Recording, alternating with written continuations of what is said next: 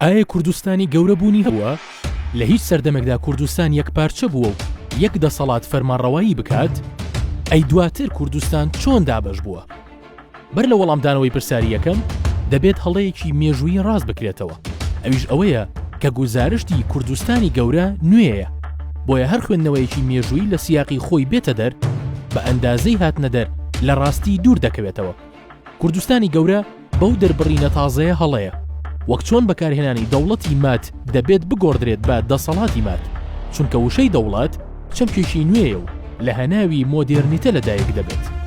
گەر ئیمپراتۆرێتی دەسەڵاتی مات وەک دەسەڵاتی کورد پێناز بکرێت، دەکەوینە هەڵەیەکی تری مێژوویەوە، چونکە دەسەڵات لە کۆندا لەسەر حسابی نەتەوایەتی نەبووە. بەڕای مێژوونووسی کورد محەممەد مەردۆخی کوردستانی کە دەڵێت سەرەتای جیابوونەوە و پۆلێنکردنی خەڵک لەسەر بنەمای ڕنگ بووە لە نێوان ڕەش و سپی، دواتر دەسەڵات وەک بیر و باوەڕ دەست پێ دەکات تا دواتر پێدەنێتە نێوان زمان و ئاخاوتن. نەتەوە و جیاوازیکردن لەسەر ئەو بنەمایە تازەیە و لە مۆدێرنیتەوە سەرچاوە دەگرێت. کورد سەر بە ئاریەکانە، ئاریەکان خۆیان دابەش دەبن بەسەر 12 لقدا. بە بڕوای مێژوونووسی کورد مەردۆخی، کورد لقی 12ەیە، ناوی مادایانە، ناوەکەش دەگەڕێتەوە بۆ مادە کوڕی یافس کوڕی نوح. ئەو لقا لە هۆزەکانی کورد، ئەلوار، جیلان، دەیلەمیەکان و خەزەران پێک هاتووە.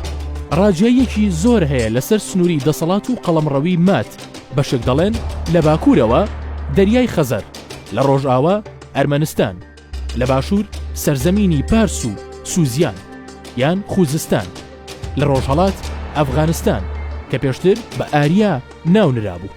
لەو دابەشکاریەدا و بە لەبەر چاوگرتنی ئەو دەسەڵاتی ئەو کات پیادە کراوە، دەسەڵاتی مادی گەورە تەواوی سنووری کوردستانی ئەمڕۆ بە زیادەوە دەگرێتەوە. پرسیارەکە ئەوەیە، ئایا لە چ سەردەمێکدا کوردستان یەک پارچە بووە؟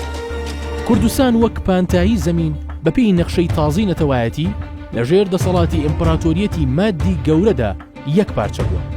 لە پاڵیدا زۆر ناوچەی تربوونی هەبووە تا سنووری دەسەڵات و قەڵەمڕەوی مات. ئایا چۆن کوردستان دابەش بوو بەسەر وڵاتاندا؟ ئەو شێوازی ژیانکردنە شوانکاریەی ئەو کاتبوونی هەبووە، هۆکاری سەرەکی بڵاوبوونی خێڵ و هۆزەکان بووە. بەر لە دەسەڵات ژینگە و کەشوهەوا بۆ شوانکارەکان دەبێتە هۆکار بۆ پارچەبوون و بڵاوبوونەوە. بەڵام دواتر لە ژێر کاریگەری بیر و باوەڕی ئاینی لە نێوان شیعە و سوننەدا کورد دابەش دەبێت. لە دواتردا کورد بەشێکیان دەچنە پاڵ عوسمانیەکان و بەشەکەی دیکەش دەچنە پاڵ سەفەویەکان. هەرجەنگ و ململانەیە کە ڕووی دەدا لە نێوان عوسمانیەکان و سەفەویەکان زیاتر خاکی کوردستانی لەت دەکرد و جەنگی چاڵدێران لە ساڵی 1514دا دوای دابەشبوونی کورد لە ڕووی باوەڕەوە یەکەمین پارچەبوونیشی لە ڕووی زەمینەوە بەخۆوە بینی. ئەم شێوازەی مانەوەی کورد وەک خێڵ و قەبیلە دابەشبوونێکی تری بە دوای خۆی داهێناو بەپێی هەرێمەکان کوردەکان دابەش بوو. ئەو هەرێمانەی کوردی تیادا بڵاو بۆتەوە بریتین لە هەرێمی چیاکان، هەرێمی غەربی، هەرێمی جەزیری فوڕاتی، هەرێمی ئازربایجان، هەرێمی ئەرمینیا، هەرێمی لوڕ، هەرێمی شارەزور و هەرێمی ڕاس.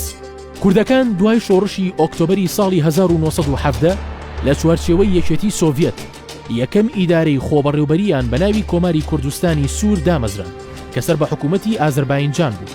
بەڵام تەمەنی ئەو کۆمارە تەنها 6 ساڵ بوو کە لە ساڵی 1923ەوە دروست بوو و دوای هاتنی ستالین لە ساڵی 1929دا کۆتاییان پێهات. لە دوای جەنگی جیهانی یەکەمیش لە ساڵی 1923 پەیماننامەی لۆزان ئیمزاکرا کە دابەشکردنی میراتی دەوڵەتی عوسمانی بوو. بە هۆیشەوە خاکی کوردستان کە ئەو کات زۆرینەی لەژێر دەسەڵاتی دەوڵەتی عوسمانیدا بوو جارێکی دیکە دابەش کرایەوە و ئەو دابەشبوونەیە کە تا ئێستاژ ماوەتەوە لە نێوان تورکیا و سووریا و عێراق و ئێراندا بوو و بەشێکی بچووکی خاکی کوردستانیش دەکەوێتە سنوورەکانی یەکێتی سۆڤێتی جاران. بەهۆی نەبوونی سەرژمێریەکی ورد ژماری دانیشتوانی خاکی کوردستانی گەورە بە تەواوی نازاندرێت، بەڵام بە نزیکەیی 40 بۆ 50 ملیۆن کەس دەخەمڵێندرێت. باکووری کوردستان گەورەترین پارچەیە و ژماری دانیشتوانی نزیکەی 25 بۆ 30 ملیۆن کەسە. ڕۆژهەڵاتی کوردستان نزیکەی 10 ملیۆن کەسە. باشووری کوردستان نزیکەی 7 ملیۆن کەسە. هەروەها ڕۆژئاوا نزیکەی 3 ملیۆن کەسە. کوردستانی گەورە لە ڕووی ڕووبەرەوە نزیکەی 409,000 کیلۆمەتر دووجایە و 58 هەمین وڵات دەبێت لە ڕووی ڕوبەرەوە گەر وەک یەک پارچە ئەژمار بکرێت. هەروەها لە 139 ڕوبەرەکەشی دارستانە. کوردستانی گەورە دەبێتە هەشتمین وڵات لە ڕیزبەندی وڵاتانی جیهان بە سامانی سروشتی و دەریاچەکانی وان و ئورمیا گەورەترین دەریاچەین و بەرزترین لووتکەی چیاشچیای ئاگریە کە بەرزیەکەی 5321 مەترە لە ڕووی دەریاوە. دانیشتوانی کوردستانی گەورە بە زمانی کوردی و بە دیالکتەکانی کرمانجی ژوور و کرمانجی ناوەڕاست و کرمانجی خوار و گۆران قسە دەکەن و هەر دیالکتێک چەندین لقی لە دەبێتەوە. کوردستانی گەورە نەتەوەکانی کورد، ئەرمەن، کلدان، سریان، ئاشور و تورکمان و عەرەب و فارسیشی تیادا دەژی. لە ڕووی ئاینیەوە دانیشتوانەکەی ئاینەکانی ئیسلام، مەسیحی، کاکەیی، ئێزیدی و زەردەشتی پەیڕەو دەکەن و زۆرینەی دانیشتوانەکەی موسڵمانن و لەنەو ئاینی ئیسلامیشدا زۆرینەی ڕەهایان سوننە مەزهەبن. کوردستانی گەورە لە کۆنەوە تا ئێستا لە زۆربەی بابەتە ئەدەبی و دروشم و سرودەنەتەوەیەکاندا شوێنی بۆتەوە، بەڵام لە ئەرزی واقعدا ئەو پارچانەشی کە دەسەڵاتی خۆبەڕێوەبەری و فیدراڵیان هەیە وەک باشوور و ڕۆژئاوا پێکەوە ڕێک نین و باشوور سنوور بەرووی ڕۆژئاوادا دادەخات. تەنانەت لە نێو هەر پارچەیەکیشدا ململانێ و ناکۆکی هەیە و چەندین جاری شەڕی ناوخۆ لە نێو یەک پارچەدا ڕوویداوە و چەندین حیزبی سیاسی لە یەک جیابوونەتەوە و دش بە یەک جەنگاو.